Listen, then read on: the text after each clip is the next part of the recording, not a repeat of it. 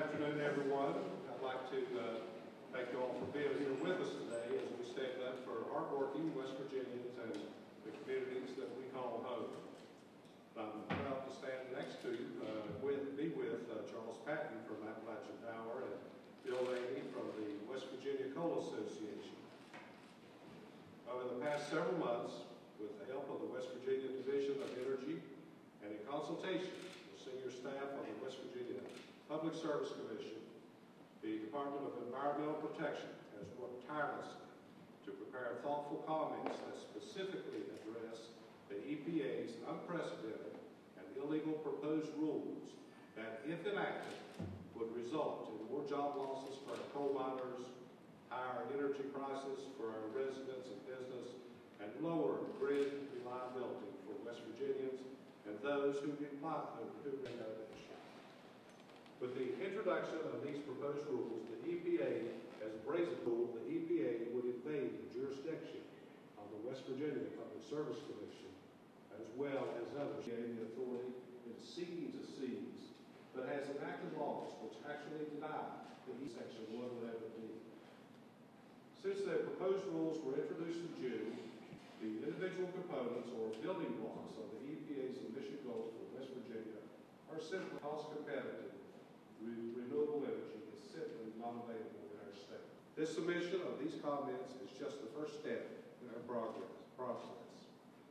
For years, per proposal, I urge the EPA to reconsider its proposed plan and realize the real impact these new rules will have on families and communities in West Virginia and across the country. Americans will be far better served by working together to develop. The comments of AEP are very much in line with the observations of the state of West Virginia and the comments that the governor previously made. In fact, AEP, like the state, believes that the building coal fleet by 6% is not feasible.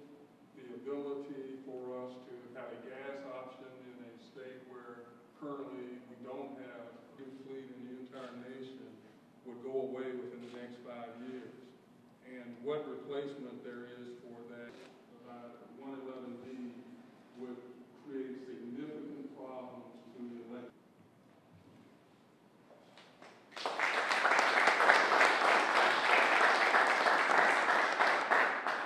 Submitted over the webpage, as well as all across the state, people collected them. Our intention is to deliver those to EPA today.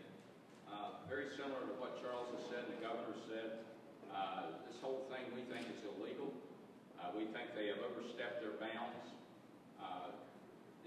Probably the bottom line is, you think about the Johnson actions, and it's bringing harm to West Virginia, to the southeastern part of the country, to where we generate electricity with coal.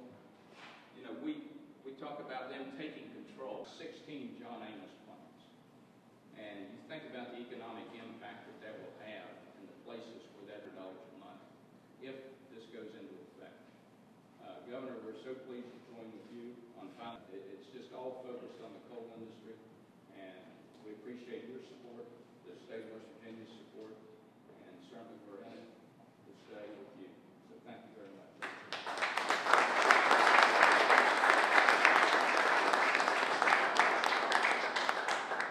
That concludes our news. Governor, just how unrealistic are these regulations that EPA continues to put on this situation here? Well, I think they're completely unattainable in West Virginia. You know, to be able to meet the standards that they're setting out there. You know, I think that the biggest concerns that I have as governor is, first of all, it's on our economy, which affects our tax base in West Virginia, the ability to provide services to people. The second thing is should these rules go into effect, will be the cost of electricity for our residents and our business in West Virginia. You know, our power companies have already put billions of dollars in to put scrubbers on for other chemicals out there. And, you know, to go beyond that, you know, I'm just not sure so many of our people who are, especially elderly people, would have a tough time trying to pay their electric bills. It'd be tough for new businesses to operate here. And then thirdly is the real problem is the power grid in our country. back in January when we were just on the verge of doing rolling brownouts across the whole Northeast. Our power plants that will be going offline here were running at 90% capacity. There's nothing to replace that right now, and it just causes me real concern. It's the economy, it's the cost of power, and the reliability of our power grid that really concerns me. This is not something new. You've bucked heads with the EPA for a number of years now. What's it going to finally take for them, A, to understand, or any type of compromise? Sure. I think it's going to take an act of Congress to pull the reins on the EPA. Obviously in West Virginia, for one of my agencies that promulgate rules or regs, they can promulgate them, but then it's got to go for a legislative review before they go into effect. In this case, they don't have that same process in Congress. And I think that Congress is really going to have to buckle down, going to have to get control of the EPA. And it's not only West Virginia that this is affecting. I'm talking to governors from all over the state who use coal, who use other resources. They don't feel that they can meet the requirements of the new rules. So, it's going to be somewhat of a revolt from the states because, we simply cannot do what the EPA is asking us to do as states. Thank you, Governor. You're quite welcome. Yep. If you would, say your name for me, spell it, Bill, and your correct title. Okay, name is Bill Rainey, R-A-N-E-Y, President of West Virginia Coal Association. Bill, final day of comment period. It seems like you guys just keep knocking at the door of the EPA. How unreal, in the press conference you said this is just unrealistic. Just how unrealistic are these regs that they're putting out there now? Well, as I said today, the timeline is unrealistic, the technology is not available, and they give you impossible standards to meet. And then the basic thing is that we're doing all this damage to these states, West Virginia and all our surrounding states, for 1% reduction in CO2, and no one even knows if CO2 is a big problem or not. That's the amazing thing. We're causing unemployment, we're causing disarray, but yet it just keeps coming. They put out ozone rules now, and they put out these rules, and there's another year we've got to work on these things. And it creates uncertainty, and it puts everybody on edge as it regards being tied up in the coal industry. And, the state is so devoted to it, and we want to make sure that we do the right thing. With AEP and First Energy, they're all doing the right thing, but yet they're not being given any credit for it. So, for a little bit, 1% reduction in CO2, we're doing all this economic damage to the state of West Virginia, and it's just wrong. It's simply wrong. What's it going to take for either a compromise to come about or for EPA to pull back these regulations? Are they even reading the comments, etc.? I don't think. You wish. We spent all the time preparing the comments. You saw the pile of comments that we're going to submit, and you wish that it was going to do some good, but you have no faith or confidence that anybody's going to pay any attention to them. They'll have somebody read them, and they'll comment, and they'll just wave them off.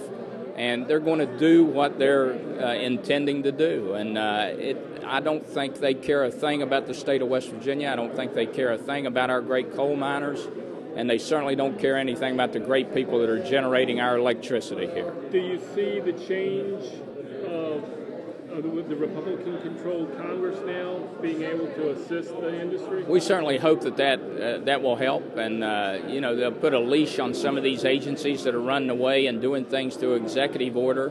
The Clean Air Act doesn't provide for the EPA to do this kind of thing to the states. It simply doesn't give them the authority to do it, but yet they're grabbing that authority. So I hope that a Republican Senate will put some leashes on the agency. Thank you, Bill. Thank you. If you would, say your name for me, spell it, and correct title. Charles Patton, Charles Patton, President and Chief Operating Officer of Appalachian Power Company. Charles, just the rules and regs that have come down from the EPA, how unrealistic is it for power companies like yourselves to be able to generate the power that you need to generate today, 5 years from now? Well, in fact, if you look at AEP, and I'm just going to look at, just take a look at our parent company, we will be, as a result of not only this rule, but other EPA rules, we will be shutting down 6,900 megawatts of coal-fired generation. and we'll be shutting this down over the next 2 years. And if you think about it, if you go and you look at, say, last winter, when we had the really significant cold front to go through, all of that generation was running. And that generation will not be here in 2 years. And you cannot replace that generation in 2 years. And so our greatest challenge with the EPA's proposal is the unreasonableness of the timing associated with what it is they're trying to do. Is it going to take a brownout to make people really understand that what's being said by the coal industry, by the states and power companies like yourself, for the politicians to understand what's coming down the pipe? I hope it doesn't take a brownout, and I hope that the democratic process avails itself and the EPA is sincere in its willingness to listen to the comments that are being filed. I do believe that the comments that are being filed today are going to be overwhelmingly in support of that the 2020 deadline, that the first milestone, the 2020 reduction, is not attainable, and that the building blocks upon which this proposal is fashioned, that they don't solve, that the real analysis behind the efficiencies in the improved efficiencies in the coal plants, what you can achieve in energy efficiency, what you can achieve in renewables. I think that all of those things are going to be proven to be inconsistent with what the EPA believes is attainable under its proposal. Final question. We hear about jobs in the coal industry being affected by these regulations. When you shut down a plant, when that plant's not operating, that's jobs that are related to the coal industry, but they're not coal miners, are they? No, those aren't coal miners. Those are utility workers at those power plants. Those are tax revenues that a particular county, a rural county in the state of West Virginia may rely on. Those are taxes to the state that help our schools and help our overall economy. And those are lost when you shut these plants. Thank you. Thank you.